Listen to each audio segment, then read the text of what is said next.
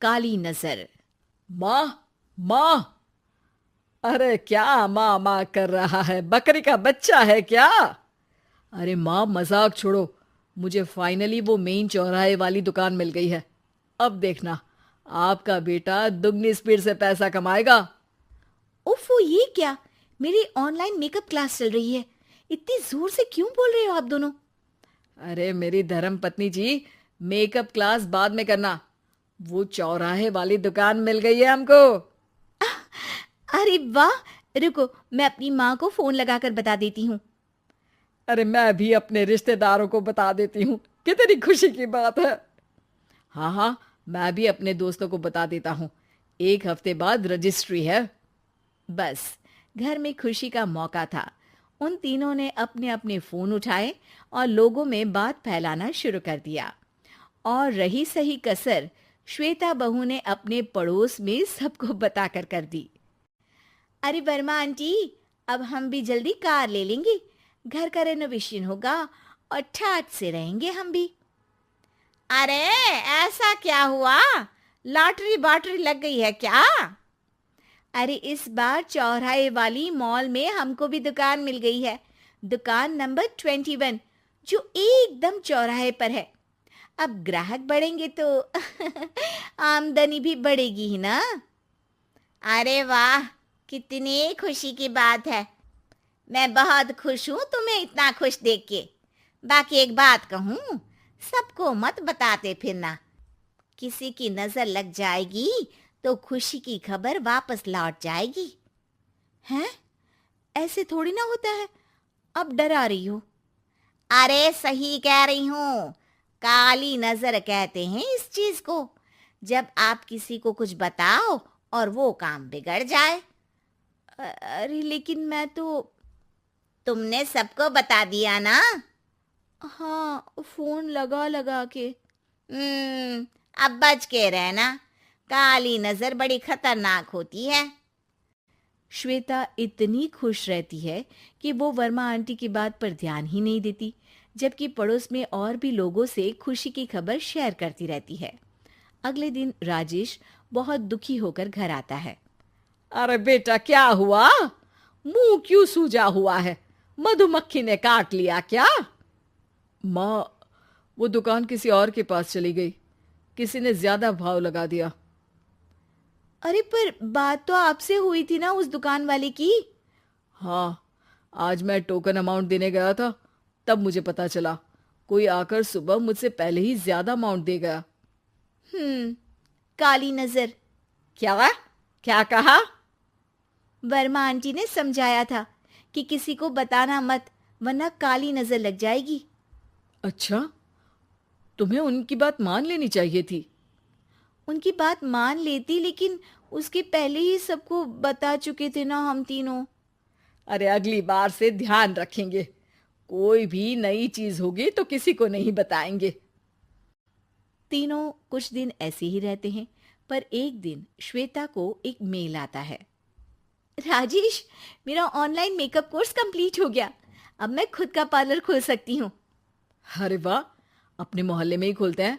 ये जो घर के सामने दुकान है ना, वहीं। हाँ, यहाँ सस्ती भी मिल जाएगी। अगले दिन श्वेता वर्मा आंटी के पास जाती है, मिठाई का डब्बा लेकर। अरे आओ आओ, कैसे आना हुआ? जोर से नहीं बोलूंगी। वो सामने वाली दुकान है ना, वहां मैं अपनी पार्लर की दुकान खोलने वाली हूँ। उसकी मिठाई है। अरे वाह, बहुत बधाई हो तुमको।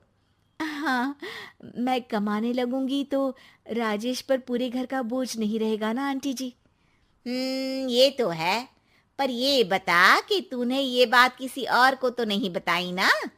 अरे नहीं नहीं, पिछली बार गलती कर दी थी। काली नजर लगी किसी की और राजेश के हाथ से वो दुकान चली गई थी। सबको मत बताना। चलो मैं चलती हूँ, कल दुकान की बात करने भी तो जाना है। अगले दिन श्वेता दुकान के लिए मालिक से बात करने जाती है। अरे लेकिन दुकान तो हम कल रात को ही किसी को दे चुके हैं। कल ही? हाँ, कल ही। 2 दिन बाद कोई यहाँ पार्लर भी खोल लेगा। अब कहीं और दुकान देख लीजिए। अरे पर हमको भी तो पार्लर ही खोलना था। भाई एक ही दुकान है, आधी आधी तो नहीं दे सकता ना मैं। राजेश और श्वेता घर पर हताश होकर आ जाते हैं। इस बार तो किसी को बताया भी नहीं था, अब किसकी काली नजर लग सकती है। सुनो, तुमने माँ को बताया था क्या? अरे कैसी बात कर रही हो, माँ की नजर थोड़ी ना लगेगी। पक्का तुमने किसी को नहीं बताया था ना? सिर्फ वर्मा आंटी को बताया था, उन्होंने ही मुझे किसी को नहीं बताने को कहा। अरे यार तुम भी सही हो, मेरी माँ को नहीं बताने को कह रही हो, पर वर्मा आंटी को बताना तुम्हें जरूरी लगा। अरे वर्मा आंटी ने ही तो काली नजर के बारे में बताया था ना, वो हमेशा हमारा भला ही तो चाहती है। मेरी माँ भी हमारा भला ही चाहती है। अरे पर चिल्ला क्यों रहे हो? बात नहीं कर सकते क्या आराम से? नहीं आता वो आराम से बात करना, और करना भी नहीं चाहता हूं मैं। दुकान जाने का दुख गुस्से में बदल गया था और राजेश और श्वेता में बात बंद हो गई थी। 2 दिन बाद मोहल्ले में पार्लर का इनॉग्रेशन हुआ, जिसमें मोहल्ले के सभी लोगों को बुलाया गया, पर श्वेता, राजेश और माँ नहीं जाते। माँ अंदर आ जाओ, क्या देख रही हो? अरे नया पार्लर देख रही हूं अपने आंगन से। देखो, माँ को दूसरे का सुख देखने में कितना मजा आ रहा है, मेरा दुख नहीं दिख रहा इन्हें। यह मेरा पार्लर भी तो हो सकता था। अरे चुप रहो यार, हर बात में लड़ाई क्यों ढूंढ रही हो? राजेश और श्वेता फिर बहस करने लगते थे। तभी माँ ने दोनों को बाहर बुलाया। अरे जरा देखो तो दुकान चलाने वाले का बोर्ड पर नाम क्या लिखा है? श्रुति वर्मा। गाड़ी निकाल बेटा, हमें कहीं जाना है। काली नजर का इलाज कराने? राजेश अपनी बाइक निकालता है। तीनों ट्रिपलिंग कर रहे हैं। माँ राजेश को उस मॉल वाली दुकान पर लेकर जाती है जहां राजेश अपनी दुकान खोलने वाला था। यही दुकान लेना चाहता था ना तू? हाँ, पर इनको भी दुखी करने लेकर आई हो क्या यहाँ पर दुकान दिखाकर? वहां काफी नहीं था?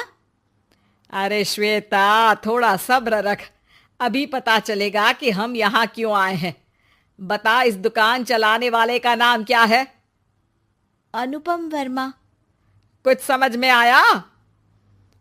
वो दुकान वाली श्रुति वर्मा, ये दुकान वाला अनुपम वर्मा, और हमारे पड़ोस में हमने उस दुकानों के बारे में बताया किसको था? अब वर्मा आंटी को। मतलब वर्मा आंटी ही हमारा काम बिगाड़ रही है? नहीं नहीं, ऐसा नहीं हो सकता, ये बस इत्तेफाक है। राजेश अपना फोन निकालता है और श्रुति वर्मा और अनुपम वर्मा के नाम फेसबुक पर सर्च करता है, जहां ये दोनों ही वर्मा आंटी के रिश्तेदार होते हैं। श्वेता को समझ में आ जाता है कि वर्मा आंटी की ही नजर खाली नजर है। अब क्या करना है? कोई भी खुशी की खबर हो तो काली नजर से बचना है, यानी वर्मा आंटी से बचना है। अरे पर मुझे ये समझ में नहीं आया कि वो हमारे साथ ऐसा क्यों करेंगी। अरे बेटा, एक सीख है, दूर के आदमी को आपकी तरक्की से कम परेशानी होगी, पड़ोसी को ज्यादा। दोनों माँ की बात में हामी भरते हैं और अगला काम चुपचाप करने की कसम खाते हैं, ताकि आगे से वर्मा आंटी कोई काम ना बिगाड़ सके।